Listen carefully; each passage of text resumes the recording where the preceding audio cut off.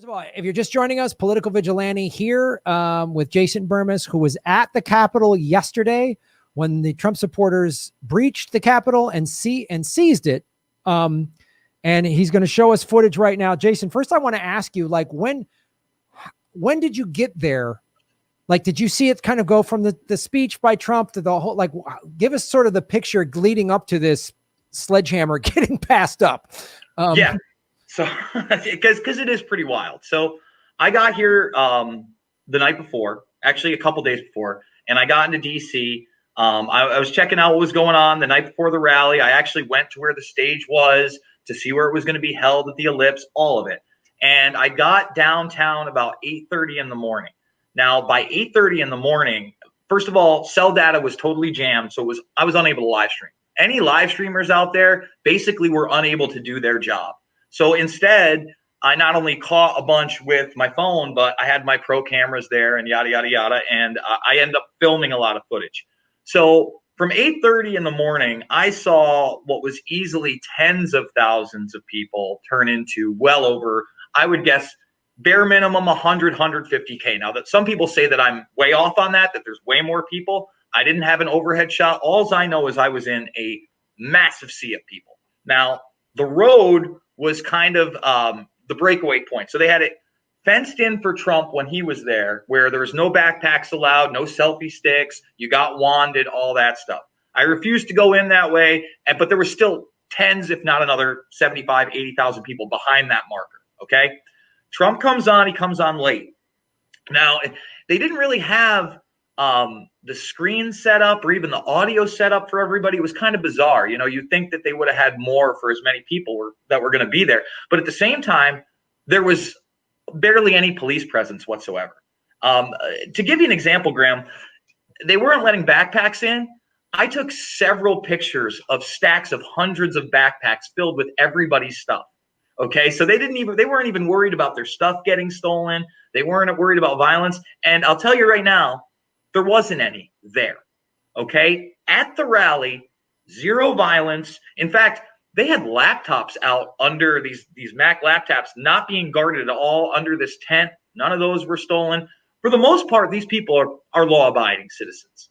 You get about a half an hour out from Trump's speech ending. And again, I'm in the middle. So I'm just kind of observing. I'm getting to what I can see. And I start seeing people filing out. Okay. Now, Trump was talking about being at the Capitol at 3 o'clock. He's supposed to go on 11. He didn't come on until about 12. He's still not done with his speech. Yet I'm watching now hundreds and then thousands of people leaving his speech. And I'm wondering what is going on. So these people are leaving and the speech is wrapping up. I'm actually with my friend and fellow filmmaker, Dylan Avery, guy behind Loose Change, just put 7 out. And we're kind of making our way back up. And he's saying, well, it looks like they're going to head to the Capitol building. And now more people are walking up the street on my end to the Capitol building. And there's actually another procession of thousands of people at a parallel street that you could see through the intersections walking towards the Capitol building. Dylan starts telling me it sounds like they're taking over the Capitol. I'm getting information they're taking over the Capitol. And I'm like, all right, man, well, if you're going to go catch the train, I got to go cover this. So I start making my way with the one group on the left-hand side, but I'm watching the group on the right-hand side. Now, as I get up there, and I've got about hour and a half, 2 hours of footage. I just showed some on my channel, but there's plenty more to show people. I get up there, and by this time, you've got about the first level. Now, people have already climbed up. The first level of the Capitol's being pretty much taken over. And then on the sides, you've got the stairwells now starting to crowd up. Okay. But you still have a police force, not much of one. Okay. On that second level. So people trying to get to the very top level that you'll eventually see, they're kind of getting maced. So there's a couple cops down there in every intersection. You'll see the cop try to mace people, but it's not really being effective. And eventually they regroup to the right-hand side. Once that happens, there's really only one stronghold where these people are trying to get through. And now I'm going to show people that footage right now. And there's a lot of it. The concerning part of this footage is that there's a sledgehammer involved. Somehow, I mean, from a sledgehammer to bear mace canisters to, yes, violence against police officers, all that happened. And no, I do not believe all of that was planted Antifa. However, I will say this, and I'm going to play this without volume and just start it up for people, that there were certainly times, if you look at the window to the right there, and guys, again, I'm sorry for the nuttiness of the footage, but I'm literally amongst thousands of people being pushed around. And here you go. This is the hole. Jason, I want to ask you this real quick. How many people did you see carrying guns? A lot? Many? None, few? Zero. I'll say zero. I don't even know that the police officers themselves had guns. There was certainly, here's the other thing. We all know that the National Guard was supposed to be there. I didn't see one National Guardsman, and I stayed almost until dusk. Okay. And what you're watching is these people trying to get into the holes. And eventually, you know, thank God no one used that sledgehammer. There was at least the discernment not to do that. But yes, the cops get bear maced. They bear mace people. It's hard for me because I watched people starting to smash the windows on the side, Graham, right? Jesus. And there were occurrences where people saw them trying to smash the windows, and other MAGA folks, I guess, ripped those people down, screaming, "We're not violent. We don't destroy property." Now, eventually, first of all, that hole, you're never getting through. There's like 50 cops in that hole. You see that they're trying to get through right there? And basically, they're on barricade duty. So they're rotating out military style 5-10 minutes at a time, you know, holding their ground. However, on the left-hand side, eventually they do smash out the window and people do start entering the Capitol. Now, this is apparently long after the shooting and long after the photos that you've seen there. But I mean, to say, I'll say this, to say that all the people were trying to incite violence is wrong. To say that none of them were being violent is also wrong. The truth lies somewhere in the middle. And what that guy's coming down from the top level. No one ever rushed the top level, Graham. And the top level, maybe I saw 40, 50 police officers there. There's literally thousands of people on the Capitol. If they wanted to overrun those people, they would have been more than able to do so, yet they didn't.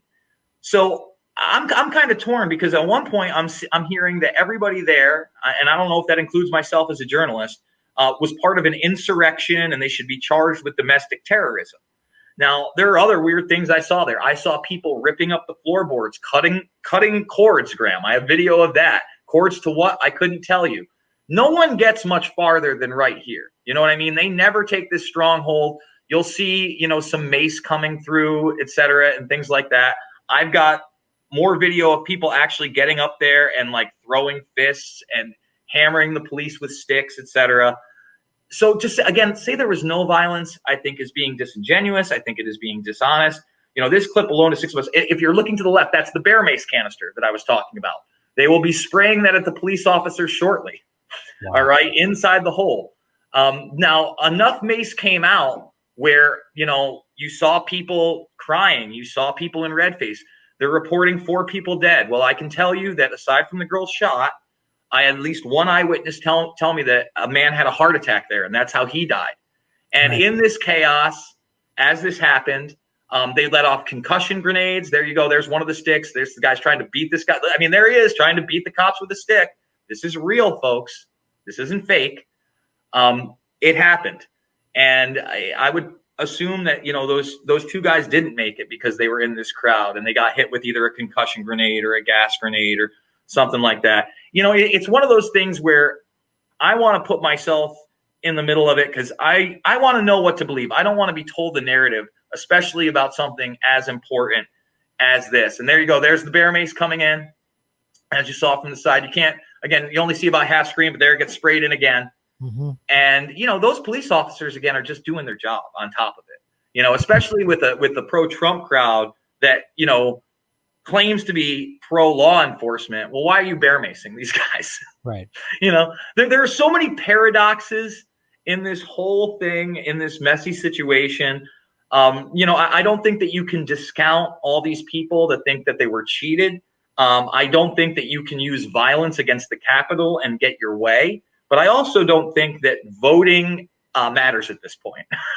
Well, you know, I mean, yeah. I mean, these are all of the things that have come out of this, and watching this footage is pretty powerful. And I appreciate you going in there and getting it. And I've seen some footage from Status Quo's cameraman was there, which was pretty insane. What he saw, and I mean, there's so many things here. Like, if this was a Black Lives Matter protest, there would have been 10 times the amount of police beforehand, for starters, and they would have been treated violently. I mean, if a bunch of Black Lives Matter protest people broke into the Capitol building, they would have opened fire on them. At the very least, they all would have been arrested with zip ties. I mean, well, let's talk about this, because they did open fire on people. So that's, again, something that's not being portrayed in the mainstream media. Where did they open fire? Well, they didn't open fire with hot weapons, but with plastic bullets, 100%. So okay. When I got there the day before, I got there 2 days before, but the day before, there was a much smaller protest at Freedom Plaza. And, I recently moved from New York, but one of my buddies from New York was there. And he's like, "Oh, you're here. Great." He was separate from me. He went in the initial charge. So when the lawn was still empty, when all they had was just a few police officers there in front and those metal barriers that you're talking about. And I heard you discuss how there should have been much more barricades. And you're 100% correct if they didn't want people to come in on there. Initially, when they came through, they fired plastic bullets on them. And I'm not just taking his word for it. He had the plastic bullets. Like, he literally had the canister. He had the bullets. My buddy Pat Militich, he took a picture of him. His jacket reeked of gas, and basically said, once we breached that, that's when everybody rushed and the police retreated to the back. Now, as far as the people that actually got in, right, the guy in the horns and the animal outfit that everybody's seen, I'm gonna tell you right now. Again, I've been around the last couple days. I saw some wild I saw a woman dressed up in a full head-to-toe predator costume. Like, face mask, everything. People with alien masks on, like the death stuff. Those things stick out, right? I didn't see that guy anywhere. I didn't see any of those guys anywhere. And now, don't get me wrong. You're talking about tens of thousands, if not hundreds of thousands of people. I question how those few got in when a girl gets shot trying to bang down a door, and nothing happens to those guys. Now, I'm not discounting the fact that I have footage of it, that people from the MAGA crowd absolutely smash the window to the left of the video you just saw and eventually do get in. But that's long after. So, I think there's a lot of moving parts here. I think that, they want to portray a large mass of people for supporting the president as domestic terrorists. I think that's dangerous. I think that on the other side of that, the full hardcore MAGA crew always wants to blame some kind of false flag or Antifa or BLM without any kind of evidence. But somewhere in the middle lies the truth, and that's what people don't want to talk about. As far as like the MAGA crowd this time around being armed, I didn't see it. I came down 3 weeks ago, Graham, and I was there maybe 20 minutes before that stabbing happened. I walked by that hotel. I was there when the BLM sign was burned, that they charged Enrique Atario. He wasn't even there. Enrique wasn't even there while they burned that BLM sign, And then I was there during the final march 3 weeks ago when they ripped that BLM sign down from the church that's now suing, right? And while that was going on, to my audience, I say, that's not the way to do things. You don't just destroy property. If you want to put another message there, that's fine. I'm not down with the fuck Antifa stuff. You want to talk to these people like human beings as much as you can, right? But I got chastised for my audience, for, you want to destroy property on one side, and then the other side, you're not hardcore enough. You should be a Proud Boy, Jason, and you should be on the right. And I'm like, I'm here to report this in a truthful manner. I'm not here to take sides. And the rhetoric of the media, for instance, to make that 3 weeks ago super violent, right? The burning, the stabbing. You know what I saw, Graham? When I was in a crowd of about probably 1,000 to 2,000 of the Proud Boys in that late night march, a car turned in. Now, there was a ton of streets that were warded off in D.C., so it was very hard to get around, right? So a car turns into the crowd, no headlights on, and the Proud Boys, instead of starting to tell them to, do something or say something, start tapping on the window. And you could see like the people are a little shook up to tell them to put their lights on. And then as soon as they put their lights on, the Proud Boys let that car right through to the next police checkpoint and they got on the road. Now, does that happen during a BLM protest? I don't know. I haven't been to too many of those, but I've seen the violent actions against some cars. Well, Now, I'll tell you what, I've been in a lot of BLM protests and they always start peaceful until the cops show up. The cops completely overreact. And one of the reasons yesterday wasn't as violent is there weren't as many cops there overreacting, because I mean, I almost got run over by a cop car in Santa Monica. He's get the fuck out. They completely overreacted to people peacefully kneeling. So I've seen that happen. I have friends of mine that have been shot with rubber bullets and tear gas at a bunch of Black Lives Matter protests, some of them indie journalists. So there clearly is the Trump people that show up and I find it hard to, I mean, if you didn't see any guns, I believe you, but I've seen all these photos of people with guns. I don't know. I wasn't there, but I'll say this again, at both events, like 3 weeks ago and even this one, and I was at the Harrington, and you can go watch that live stream outside of the JW that does that march, and Antifa's on the other side. I'm live for an hour. I didn't see one weapon. Now, when I say weapon, I mean a gun.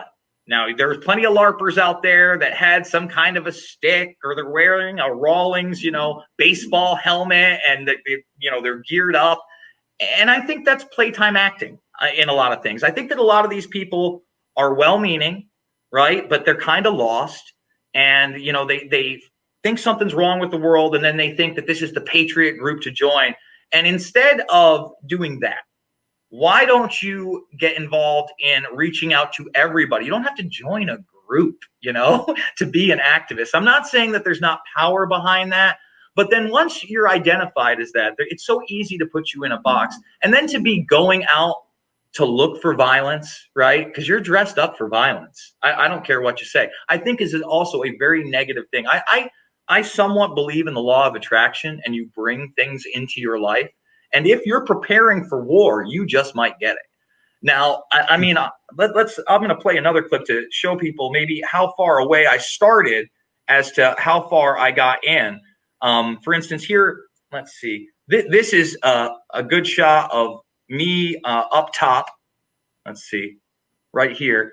And this is outside on the lawn to just show you how many people didn't even, breach onto the Capitol itself, but made their way from the original rally into the grass area. And then, I'm up there on the Capitol with others. Apparently that makes me a terrorist. But again, I didn't break any property. I was there to cover it. You look at that crowd, I don't see any weapons. And I didn't see any type of guns. I didn't see any type of threats with guns. And again, I got to reiterate this. While people were smashing windows, again and again, I saw other people trying to take away the things they were smashing those windows with. So I think that there's a lot of conflict inside that group. It's not one thing, and I think it's dangerous to paint any group as one thing, whether it be Americans, BLM, Antifa, Proud Boys, etc. Yeah, I mean, the same thing happened with Black Lives Matter. There was a lot of peaceful protesters, and then some people wanted to be violent, and then Black Lives Matter is violent. You also have footage at Black Lives Matter of cops smashing windows out. My niece was at a protest in Portland where she saw federal cops smash out a window and then arrest somebody for that window being smashed out. So the treatment of Black Lives Matter is just radically different. I mean, the fact that, and then again, there's always going to be people that want, in any organization, that want to be violent. There's also, and you just always, it's Antifa infiltrates. It's like, okay, now there's people that are openly violent in Trump land. They're Second Amendment people, and they're white nationalists. And if you're a white nationalist, you want to eliminate people that don't look like you. My uncles fought Nazis in World War II, so they can go fuck themselves.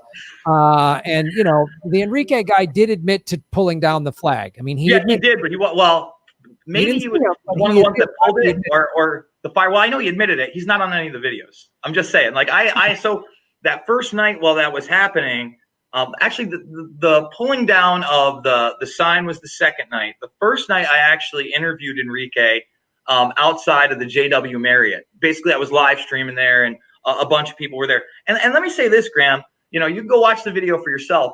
3 weeks ago when I got into DC, I left my hotel and I was just walking towards the JW because people were telling me something was going on there, right? I got 5 minutes into my stream and there was I guess it must have been either, Antifa, Black Lives Matter, Black Bloc, some kind of protest there. And I just stopped on the corner wondering if this is where I had to go. I'm not kidding you, man. Again, go watch it. Within 30 seconds, I'm getting screamed at and being called a fascist. And I get run out. And they didn't know who I was. And I wasn't wearing a Trump thing. I was wearing a cheap Captain America jacket. Like, I'm sitting there just with my selfie stick. And I got some girl in a mask, full thing, going F you. All of a sudden, I'm being called a fascist. I get surrounded. People are approaching me. The cops aren't doing anything for me. And then, I'm like, all right, well, I guess I'm just going to walk on. And then as I walk on closer to the police, that's when they gang up on me more, because that's when they feel so powerful. And then once I get past the police, it's all names. 10 minutes later, when I get to, the MAGA crowd, and that's where Enrique and all these guys, no one approaches me because I'm filming, except for maybe to talk to me. What? I mean, because you're white, Jason. Well, so, that's tough for me because, all right, so most of the MAGA crowd is white. I mean, not always. Graham, like, let me put it this way. I'm not saying that the majority aren't white. When I covered it last week, of course they are. But when I went out, say, to the Freedom Rally one 3 weeks ago, I was shocked at how many Chinese Americans there were there. I mean, there was a huge crowd of those people. And then, I'm not saying that they didn't choose Enrique Otario as their leader to, put a better spin on it, that, we have somebody as a person of color leading us.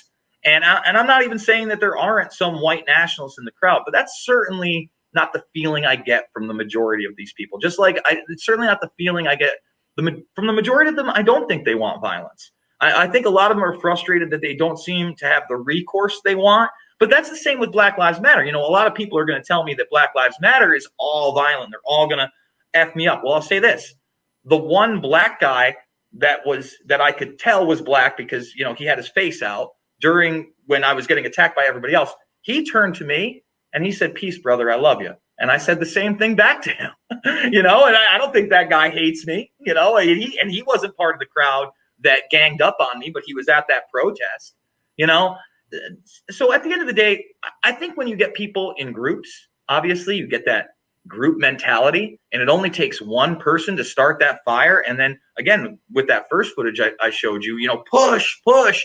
It's all those people getting those people to fight that maybe wouldn't, right? But when you get them individually, like when I was looking for a 7-Eleven 3 weeks ago, and there was two obvious Antifa members sitting down having a cigarette, and I said, "Hey guys, you know where the 7-Eleven is?" "Yeah, brother, it's around the corner." "Hey, thanks." You can have a conversation with them, and I think that's what we really need to focus on. For instance, Kara Castronova, she's an ex-Golden Gloves boxer. She's very much a MAGA person. But she's concerned about mandatory vaccinations and she's concerned about lockdowns. So she reached out to BLM. And just last week in New York City, they marched together, MAGA and BLM together on the streets of New York City. Of course, zero press, anti-lockdown, anti-vaccine. They found something that they could agree on and they put the other bullshit aside. Okay. And I think so much we have to realize that this is class warfare at the end of the day. Yes. It's class warfare. And if you think that somebody who has a different color skin than you is somehow inferior or you're superior because you have a certain color of skin, you are in fucking la la land. Like, that is not how most people think, and that is not how others should think. So we have to reach out to every American citizen, and not just Americans, every human being out there and say, hey, look, there's a class of people out there, a predator class, that at the end of the day, they're concerned about themselves, consolidating power, and controlling the rest of us. And I think that control comes through chaos like this. Graham, overall, I don't know that this is going to have a positive impact. When I watched Nancy Pelosi today say that this was sedition and that they're going to be going after all those people that took over the Capitol legally, I asked myself, well, what about the 65-year-old grandmother that was standing next to me? Is she going to catch a charge because she climbed up? Basically they took the barriers, right? And they put them on the Capitol, and it was this easy to get to the Capitol. It was almost like being a concert. I don't know about you, but I love the concerts. And I used to, not get the general admission, and then I'd hop the thing, and then I'd work my way through the crowd. It was like that. So, I was patient. I walked up. I got to that point. I climbed over the fence. It was very easy. People were helping others do it. And then once I was there, it was pretty easy to get all the way up to the Capitol if I were, because the cops kept retreating, as long as you weren't trying to get violent with anybody. So I don't know why you would charge anybody that was in the stands that just had a scarf on or believed something. The bottom line is, to me, these are our halls of government. We are being ignored on not only a regular basis, but being, lied to on a regular basis. And if they wanted free, fair, and transparent elections in 2020, they could have them, Graham. They could have them. We don't have to have these arguments. We don't have to talk about Dominion. We shouldn't be talking about Diebel because they shouldn't exist. Right. Why we have, machines like this and algorithms and fractions of votes is insanity to me. We now have the technology where if we wanted a free and fair election, hear me out, where we could have, for people coming in to go vote, it live streamed. Okay, so everybody walking in, you're live streamed. Now you vote in the area, that's live streamed. The voting machines where you'd have a physical ballot and you checked, never leave, the ballots are taken out on a live stream. In other words, you can have independent fact checkers that are anybody. You don't have to sign up. Now, you still have the pollsters there. You still have those people there. Then when you get to counting the votes, it's very simple. They have webcams that cost $20 that can read Pokemon cards instantly, tell you how much they're worth, and have you categorize them. You're telling me we can't do that for votes? So literally, you take each vote, you put it under the camera for the live stream, you check it off as a human being, and then boom. Yeah, not that corruption can't happen, Graham, but that would lessen it a lot. And that would be utilizing technology to empower the people and empower a real vote and have actual accountability rather than enslave us through vote flipping and glitches and mistakes that never need to occur. No, there's a lot of great solutions out there. One of them is Mike Gravel's book. He talks about we should just have open source blockchain voting. As somebody way into crypto in the last 9-10 months, like blockchain, to me, open source blockchain voting is like the solution right there. His book even talks about getting rid of Congress and the Senate and just having bills written. They can't be longer than 500 words, and they real clear, concise, and American people vote on them. The way we vote for American Idol, like we actually vote on the laws rather than letting these people. So I appreciate you coming on and showing the footage, and I agree that we need to unify and that this is class warfare. People that broke into the Capitol building, I just want, if you're going to arrest people at a Black Lives Matter protest for blocking a street. Mm-hmm. So you're trying to tell me that blocking a street is worse than breaking into the Capitol building? Okay, that's where I have a little bit of an issue here. I get that. Listen, the people that, again, were breaking stuff, that breached or whatever, you know what I mean? Especially, the people that got into the halls. I get that. Criminal charges. It's just like when I hear people about the statues, right? Well, we're going to rip down the statues. I go, listen, if you're going to charge those people with crimes, that's fine. Let's not make them a terrorist. Let's get them with damage of property, just like the rule of law says. On the flip side of that, that girl that got shot, I don't know if you've seen the video of it yet. I watched it for the first time last night. It was extremely disturbing. She's a military veteran, and there's clearly no warning that she's going to get shot, and no one has weapons, and no one's yeah, she's smashing on a door that has a glass window, but all of a sudden a bullet comes through that glass window and kills her. And to me, that is unexcusable, man. Number one, lethal force was never necessary at that point. Number two, I think that if the reverse had happened, let's say that did happen to a Black Lives Matter protester under a different set of circumstances, aka a different place, I think that would be national news. And instead, you're barely hearing about that, but they're focusing in on the 4 deaths. And like I said, as far as I know, 2 more of those were heart attacks, during the panic ensuing in what was going on in that congestion of the Capitol. When they let off concussion grenades, they did. They let out gas. They let out the mace, for sure. Yeah. But that doesn't excuse the opposite side, the protesters, from using barricade breakers, using bear mace themselves. I've got another video of someone climbing up there, fist fighting and breaking sticks over. He breaks a stick into 3 different pieces, hitting the police.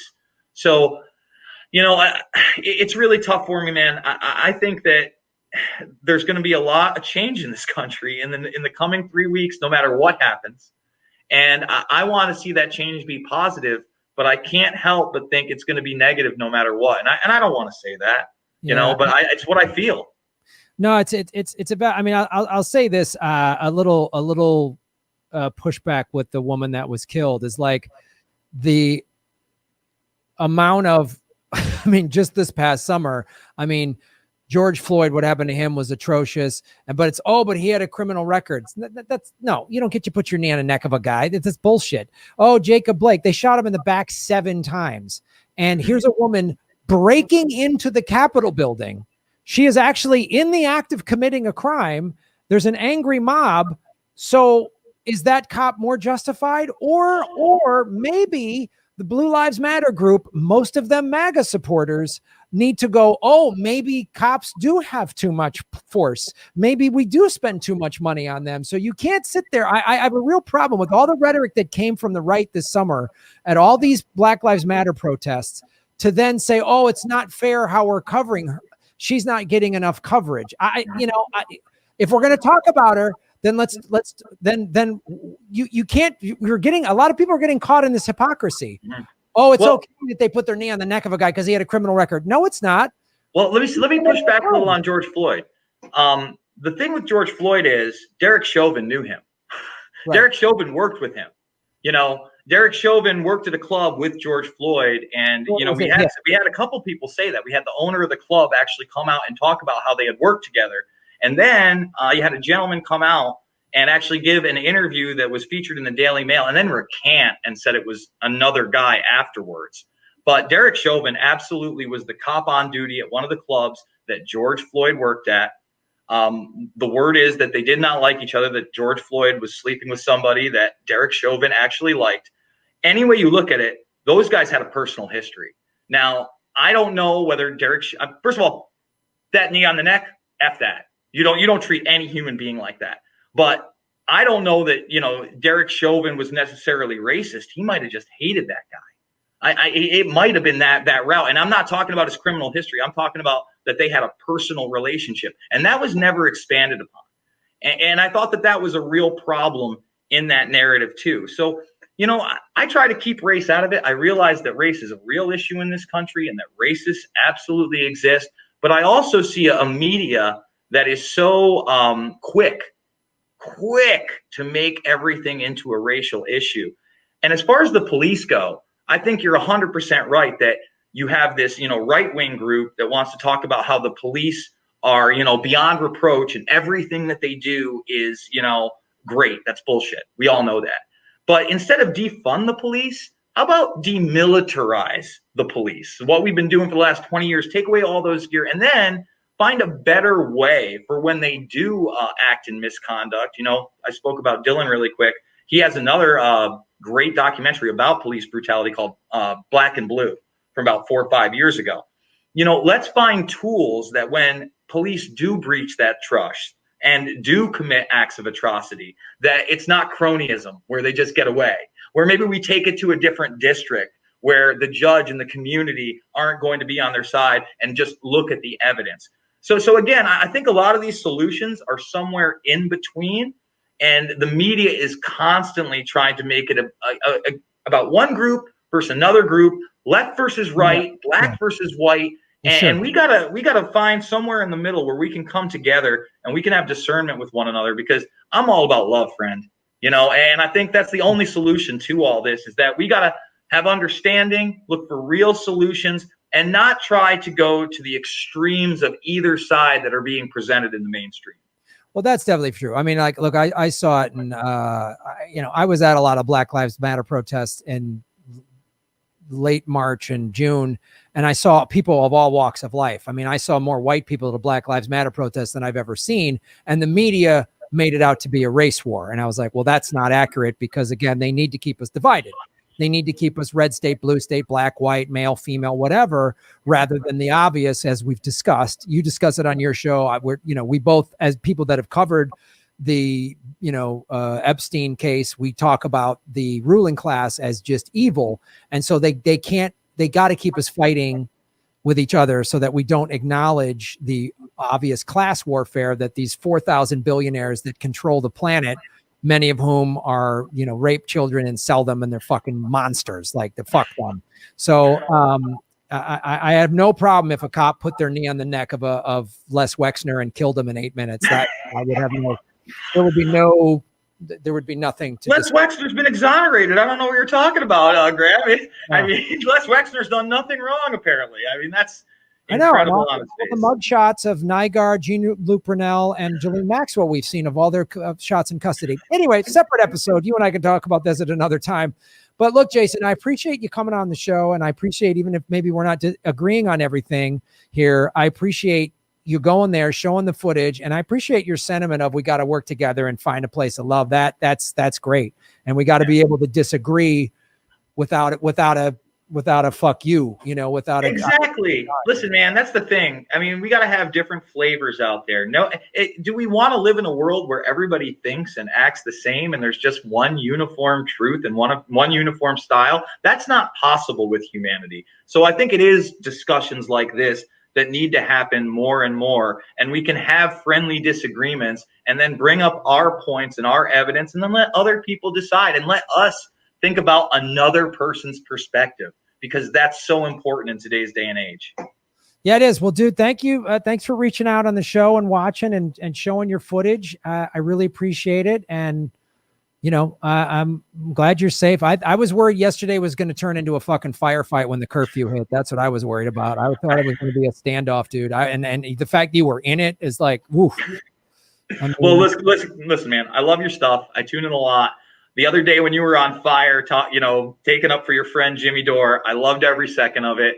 And, I know, even though we do disagree on a lot, I know your heart is in the right place. And what I need is more people to have their heart in the right place. And I think that's what we all need. So you got to come on my show too sometime in the future when I get back home, and we'll talk Epstein and a lot of other stuff.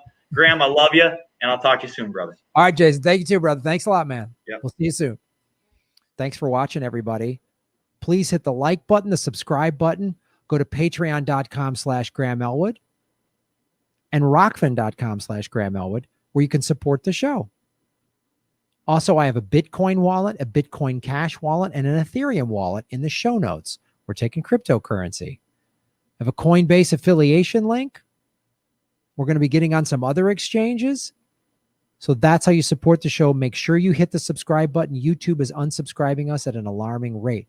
I have a PayPal button at grahamelwood.com. I even have a Venmo at Graham-Elwood. There's a lot of ways to support our show. We are getting crushed by YouTube. We've dipped under 73,000 subscribers because of YouTube. Thanks for supporting what we do.